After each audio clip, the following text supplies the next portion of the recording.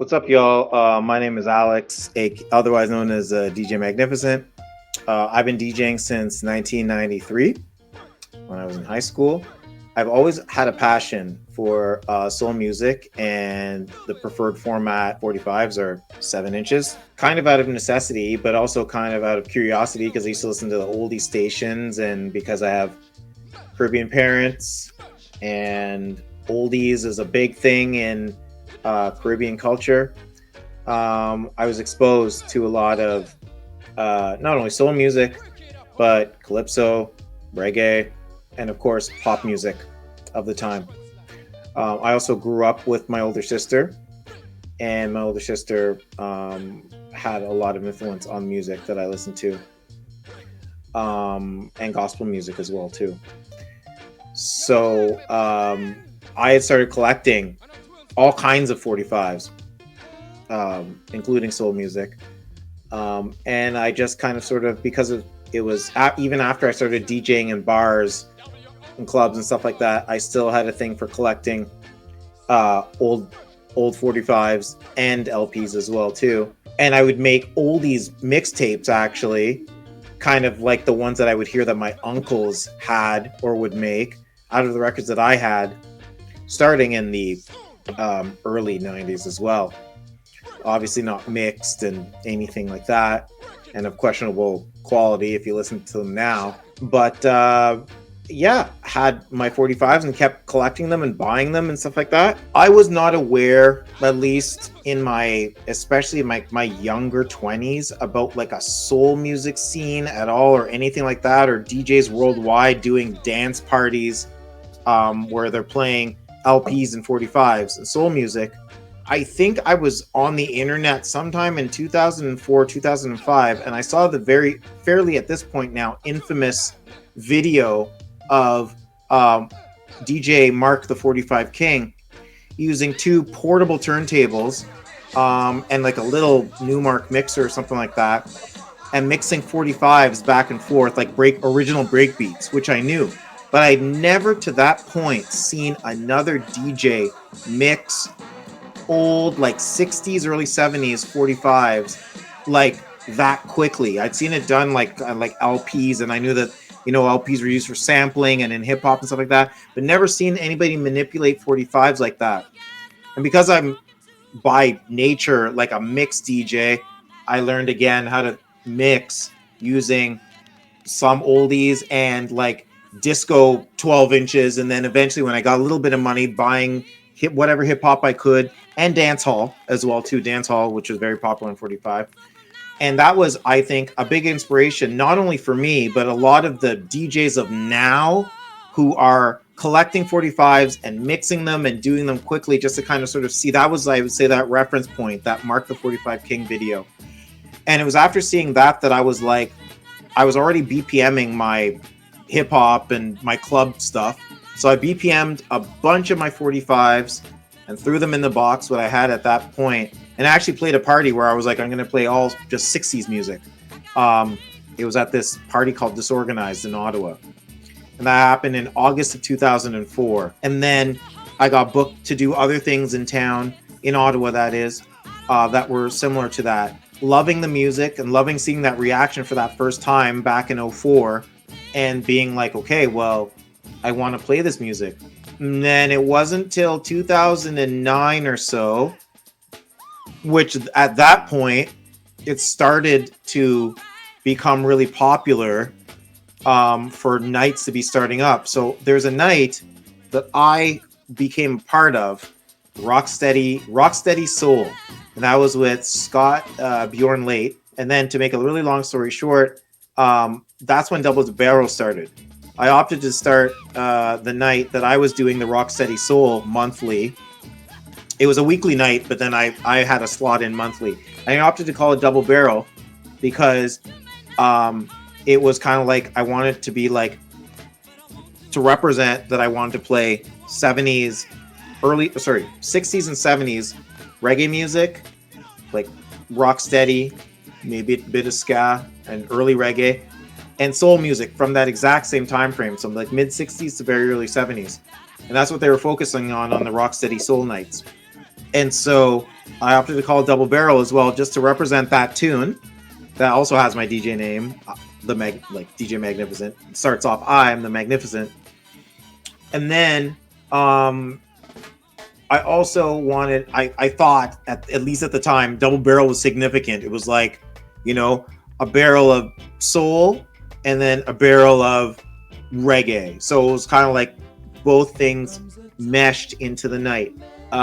Scott basically, the time that he could spend or devote to that, I was super into it. He couldn't do it weekly anymore, so I essentially was asked to take the night over. So I took the night over and I started doing a weekly double barrel night at Overkill every Thursday. The same night that Rocksteady Soul was. I just took it over, basically. And the night grew. And it eventually moved over to Mugshots. And as they say, the rest is history. It went from being in a basement party with, no more than 25 to 50 people to a huge courtyard in the summer months where you could hold 100 plus. And the first one that I did, there was a lineup all the way outside of the courtyard, and it probably helped a lot too that I got some press from the Metro and the Ottawa Citizen. And after that I really saw, wow, like this is something that I enjoy doing. I really love doing it.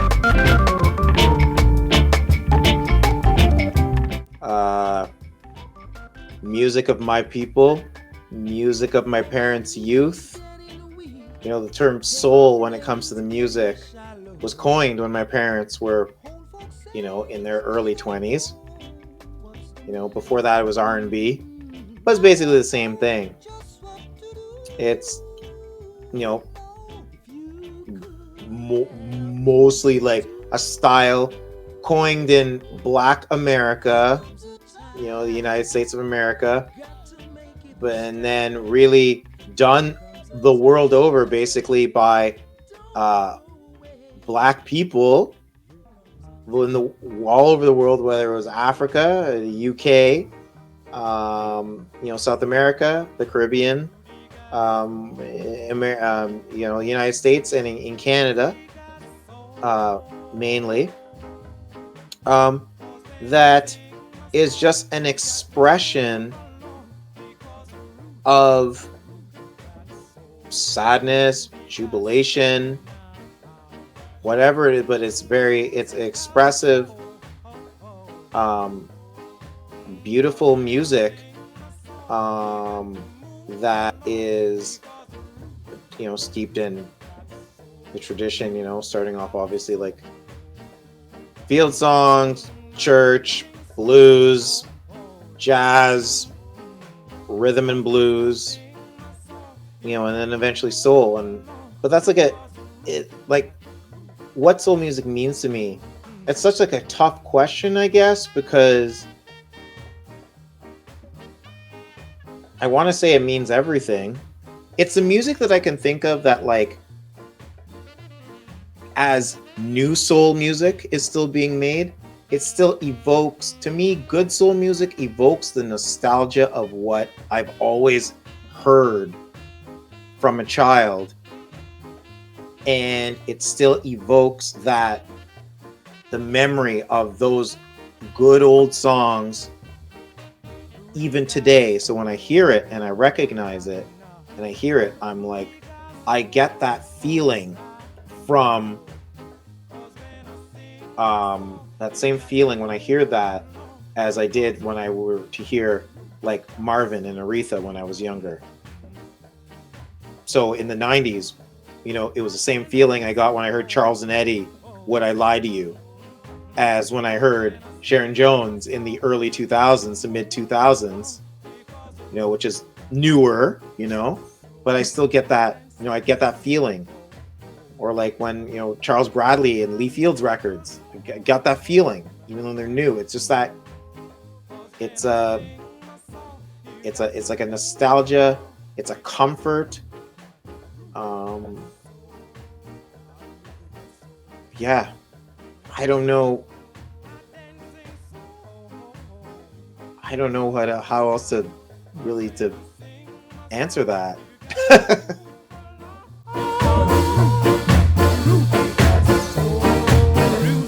Well, look, thank you so much. You know, as one of the only DJs that's not from Toronto, that's part of, you know, going to be part of the Toronto Soul Club celebration. I'd like to thank you for including me, and happy 6-year anniversary. Keep an eye, listeners, on the ticker that's at the bottom of the screen, right there, and know that anything that you donate at all during the course of the stream is going to be donated to the People's Library, which is a Toronto-based library of BIPOC authors. And yeah, I'm super excited to play a set of 45s for you all, basically right now. So stay tuned, and let's have some fun. Happy 6th year, guys. Oh, yeah, yeah. We used to go